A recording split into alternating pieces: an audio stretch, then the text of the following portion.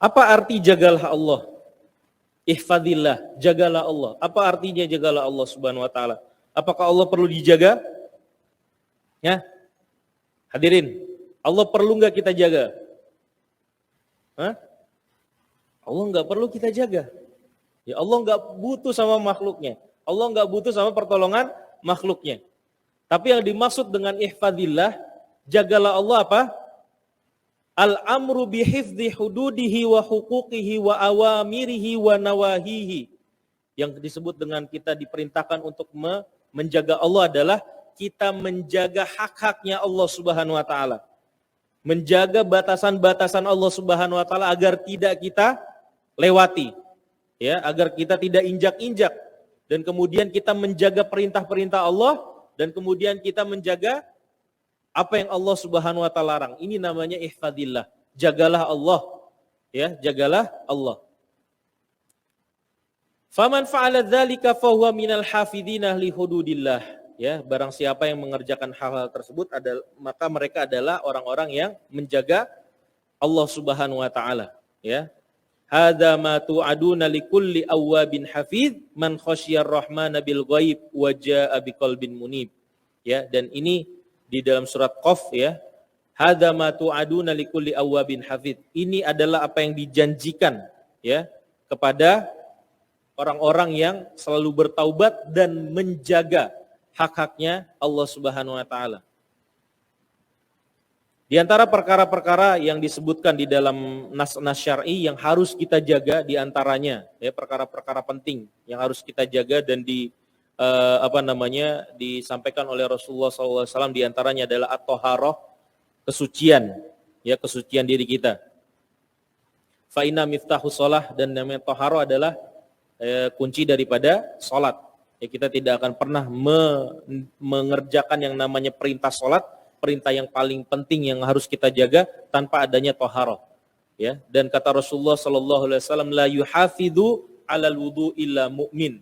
Ya, dan tidak ada yang tidaklah seseorang mukmin kecuali mereka punya kapasitas untuk menjaga wudu mereka. Ya, tidak menjaga wudu kecuali seorang mukmin, orang yang beriman.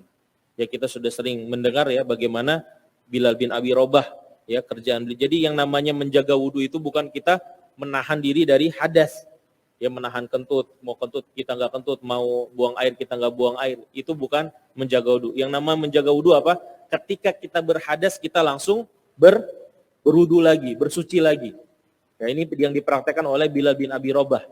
Jadi ketika beliau buang hajat, ya, dia langsung berwudu. Ketika beliau misalnya buang angin, dia langsung berwudu kembali. Ya, jadi setiap waktunya dia dalam keadaan suci. Dan kemudian di antara perkara yang disebutkan untuk kita jaga adalah as-shalah. Ya, faqad amarallahu subhanahu bil muhafadzah 'alaiha. Ya, bahkan Allah Subhanahu wa taala itu sudah mewahyukannya, yang memerintahkan langsung dengan wahyunya di dalam Al-Qur'an untuk menjaga salat. Jadi yang namanya salat adalah sangat-sangat penting, dan ini akan menentukan kualitas seseorang. Siapa yang bisa menjaga Allah Subhanahu wa taala, artinya tadi dengan menjaga hak-hak Allah Subhanahu wa taala, tidak melewati batasan-batasan Allah Subhanahu wa taala, Allah kasih penjagaan balik kepada dia. Ya. Maka penjagaan Allah atas apa seorang hamba itu ada dua. Ya, penjagaan Allah atas seorang hamba itu ada dua.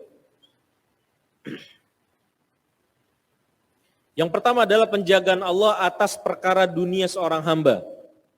Dan yang kedua adalah penjagaan Allah atas perkara akhirat seorang hamba. Ya, yang pertama adalah penjagaan Allah atas perkara dunia seorang hamba. Hafidhahu fi masalihi dunyahu kahifzihi fi badanihi wa waladihi wa ahlihi wa malihi. Ya, maksudnya penjagaan Allah atas perkara dunia adalah Allah akan menjaga kemaslahatan dunia seorang hamba. Ya, badannya, kesehatannya dijaga oleh Allah Subhanahu wa taala, kemudian anak-anaknya, keselamatan anak-anaknya, masa depan anaknya pun dijaga oleh Allah Subhanahu wa taala, istri-istrinya pun demikian, harta-hartanya pun dijaga oleh Allah Subhanahu wa taala. Ya, lahu muaqibatun min baini yadayhi wa min khalfihi yahfadunahu min amrillah. Kata Allah Subhanahu wa taala, ya, setiap manusia itu ada malaikat-malaikat penjaga, ya, yang ada berada di sekitar mereka. Ya, wa min khalfihi, di belakang mereka, yahfadunahu min amrillah, yang akan menjaga mereka manusia-manusia tersebut, ya, atas perintah Allah Subhanahu wa taala. Qala Ibnu Abbas mengatakan, ya, maksud daripada ayat ini adalah humul malaikah yahfadunahu bi amrillah fa idza ja'al qadar khalau anhu. Maksudnya apa? Malaikat-malaikat itu akan menjaga manusia, menjaga hamba-hamba Allah tersebut, ya, atas perintah Allah Subhanahu wa taala. Tetapi kalau sudah suratan takdir, sudah ketetapan qadar, maka mereka akan meninggalkan manusia tersebut. Maka kata para mufassir di antaranya, bagi manusia ada malaikat-malaikat yang selalu mengikutinya bergiliran di muka dan di belakangnya. Mereka menjaganya atas perintah Allah. Barang siapa yang senantiasa menjaga Allah, niscaya Allah akan menjaganya, bahkan sampai ketika binatang buas akan membahayakan dirinya. Ya, penjagaan Allah sampai seperti itu buat orang-orang yang menjaga hak-hak Allah Subhanahu wa taala. Ya, begitu banyak kisah-kisah para salafus saleh, ya, tentang mereka selamat dari terkaman binatang buas, ya, atau semacamnya. Tetapi karena mereka selalu menjaga hak-hak Allah Subhanahu wa taala, maka Allah selamatkan mereka dari bahaya-bahaya tersebut.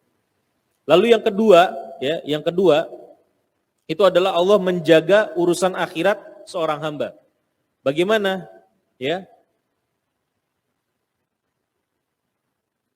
Man hafizallah fi sibahu wa quwwatihi, ya, hafizahullahu fi hali kibarihi wa dha'fihi, ya, wa matta'ahu bi sam'ihi wa basarihi wa haulihi wa quwwatihi. Barang siapa, nih pelajaran penting, Pak. Barang siapa, ya, yang menjaga Allah Subhanahu wa taala di masa belianya, di masa kecilnya, ya, di masa mudanya. Ya, mungkin kita sekarang bukan orang-orang muda, tetapi generasi kita, anak-anak kita persiapkan demikian. Ya, barang siapa yang bisa menjaga Allah Subhanahu wa taala, taat sama Allah Subhanahu wa taala, menjaga hak-hak Allah Subhanahu wa taala di masa kecilnya, di masa mudanya, maka Allah Subhanahu wa taala akan menjaga dia di masa tuanya.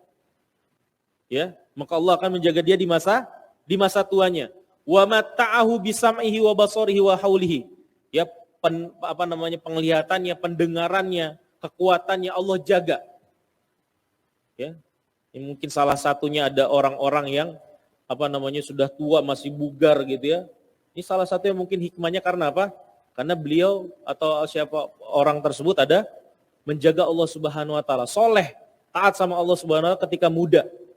Maka ketika tua Allah Subhanahu wa taala jaga tersebut. Ada orang sudah tua 80, 90 tahun belum pikun, ya, pendengarannya masih lancar. Ya, ini yang terjadi dengan Al-Imam At-Tabari.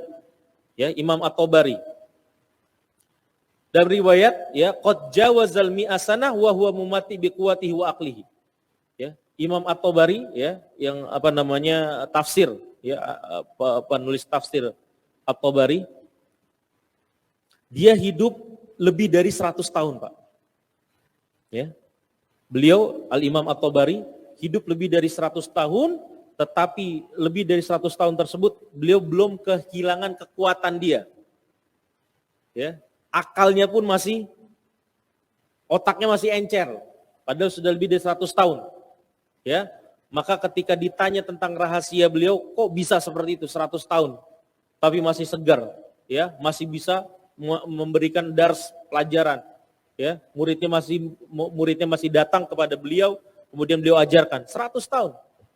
Bapak ada yang pernah lihat orang 100 tahun? Ya. Kalau biasanya ada tuh orang sudah 100 tahun udah nggak bisa ngapa-ngapain kan. Matanya udah kabur gitu, ya.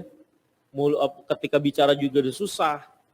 Ya, aktivitasnya pasti sudah sangat terbatas. Tapi Imam At-Tabari masih segar bugar. Faqala hadhihi jawarih, maka ketika ditanya apa yang menyebabkan dia 100 tahun masih segar seperti itu, faqala hadhihi jawarih hafidnaha anil ma'asi fi sighar. Maka kata Imam At-Tabari apa? Ini anggota badan saya ini semuanya. Ya, anggota badan saya ini semuanya saya jaga dari maksiat ketika saya kecil. Ketika saya muda, saya jaga nih anggota tubuh saya dari berbuat maksiat. Ya, fahafidhahallahu alaina fil kibar.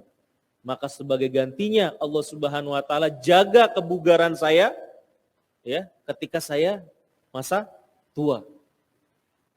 Ya, maka ini harus kita camkan pelajaran buat kita, ya pelajaran buat kita. Jadi orang-orang bukan masalah pola makan juga mungkin ya, tetapi yang benar itu ketika Allah Subhanahu wa taala sudah menjaga seseorang pasti akan diberikan taufik kepada hidup sehatnya seperti apa, ya gaya hidupnya seperti apa, ya. Tetapi poin pentingnya adalah bagaimana menjaga ya hak-hak Allah Subhanahu wa taala di masa muda mereka. Di sini juga ada pelajaran yang disebutkan oleh para ulama, orang tua yang soleh, ya akan Allah Subhanahu wa taala berikan penjagaan kepada anak-anak mereka. Ya. Ini motivasi juga kita nih untuk selalu menjadi orang tua yang soleh. Karena orang tua yang soleh, ketika mereka soleh, maka anak-anak mereka akan Allah jaga. Ya, man hafizallahu min hifdzillahi lil abdi, hafidza dzurriyyatahu ba'da mautihi bisolahihi, kama fi qaulihi ta'ala wa kana abuhuma sholihan. Ya, di antara bentuk penjagaan Allah Subhanahu wa taala kepada seorang hamba adalah Allah Subhanahu wa taala akan menjaga keturunannya.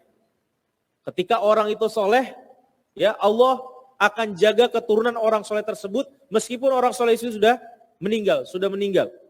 Sebagaimana dalam surat Al-Kahfi, wa kana abuhuma sholiha. Ya, sementara bapak dari kedua anak yatim tersebut adalah orang yang soleh. Ini kisahnya Nabi Musa dan Nabi Khidir, ya kan? Nabi Musa dan Nabi Khidir, Nabi Musa berguru kepada Nabi Khidir, kemudian melakukan perjalanan, kemudian sampai kepada sebuah desa.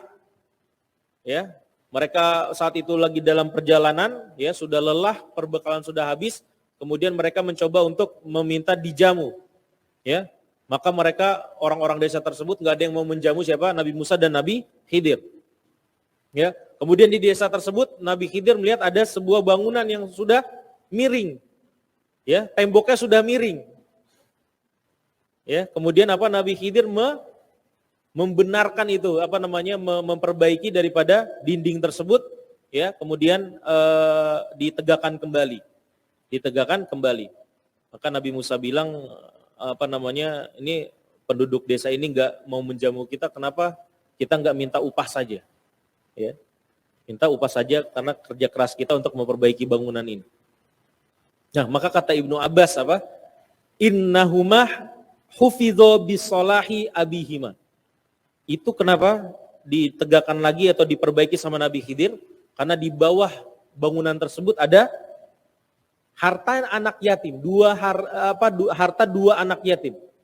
Jadi anak yatim saat itu mereka masih kecil, masih belia, kemudian di bangunan tersebut ada harta buat mereka, harta warisan dari bapak mereka. Ya, maka kata Ibnu Abbas, sesungguhnya dua anak yatim tersebut dijaga oleh Allah, hartanya pun dijaga oleh Allah Subhanahu wa taala. Sebabnya apa? Sebabnya karena bapak mereka dahulu soleh. Ya, sebabnya karena bapak mereka dahulu adalah orang yang soleh. Begitu. Ketika kita concern dengan keselamatan anak kita, kesuksesan anak kita, maka ini berpengaruh juga nih sama kualitas kita sebagai seorang bapak. Ya, yang menentukan kesuksesan dunia akhirat anak kita ya adalah kesolehan kita sebagai seorang bapak. Maka perlu diperhatikan ya, yang namanya bapak nih jangan malas nyari ilmu ya, memperbaiki kualitas diri, memperbaiki kualitas keimanan ya, karena yang akan kita persiapkan adalah generasi setelah kita, anak-anak kita ya, anak-anak yang harus menjadi anak-anak yang soleh. Maka Ibnul Munkadir berkata, innallaha la yahfadzu birrajuli as-salih waladahu wa walada waladihi ya allati haulahu fama yazaluna fi hifdzi minallahi wa satr. Ya, sungguh Allah Subhanahu wa taala itu benar-benar akan menjaga anak-anak dari orang-orang soleh, bahkan anak cucunya orang-orang yang soleh. Ya. Ini bentuk apa? Bentuk balasan dari Allah Subhanahu wa taala karena orang soleh itu menjaga hak-haknya Allah Subhanahu wa taala. Bukan hanya dia, bahkan anak dan anak cucunya pun dijaga oleh Allah Subhanahu wa taala. Bahkan hartanya pun dijaga oleh Allah Subhanahu wa taala. Akibat apa? Akibat bapaknya adalah bapak yang soleh. Ya. Lalu Yang kedua adalah penjagaan Allah Subhanahu wa taala atas perkara akhirat. Ya, tadi perkara dunia, sekarang perkara akhirat. Apa maksudnya Allah Subhanahu wa taala menjaga perkara akhirat seorang hamba? Ya. Wallahu yahulu bainal abdi wa baina ma yufsidu alaihi dinahu bi anwa'in minal hifzi. Wa qad la yash'ur al-'abdu bidzalik. Ya, maka di antara bentuk penjagaan Allah Subhanahu wa taala, Allah jaga seorang hamba dari perkara-perkara yang bisa merusak akidahnya, merusak keimanannya, merusak akhlaknya. Ya, Allah jauhkan perkara-perkara yang merusak tersebut. Ya, dan kadang-kadang seorang hamba itu tidak sadar bahwa hal itu merusak. Ini masalahnya selalunya masalah dunia. Kadang-kadang kita dijauhkan daripada yang kita anggap itu rezeki dari Allah. Ya, kita nggak meleset misalnya, kita nggak dapat proyek misalnya. Ya kita anggap itu sebagai apa? Sebagai musibah, wah nggak dapat proyek, nggak gol proyek.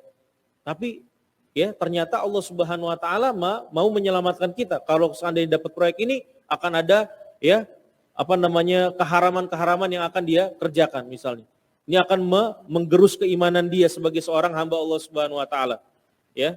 Maka Imam Malik ya meriwayatkan dalam Mustadraknya ya sabda Rasulullah sallallahu alaihi wasallam, idza ahabballahu 'abdan hamahu dunya kama yahmi ahadukum maridahul ma.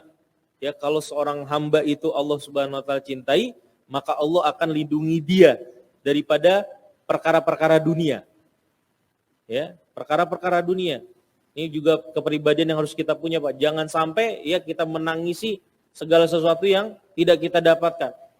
Sangat-sangat mungkin terjadi ya, yang sesuatu yang ketika kita sudah proyeksikan yang akan kita dapatkan, kemudian kita tidak jadi mendapatkannya, sangat mungkin terjadi Allah Subhanahu wa taala itu menyelamatkan kita dengan kegagalan, tanda kutip.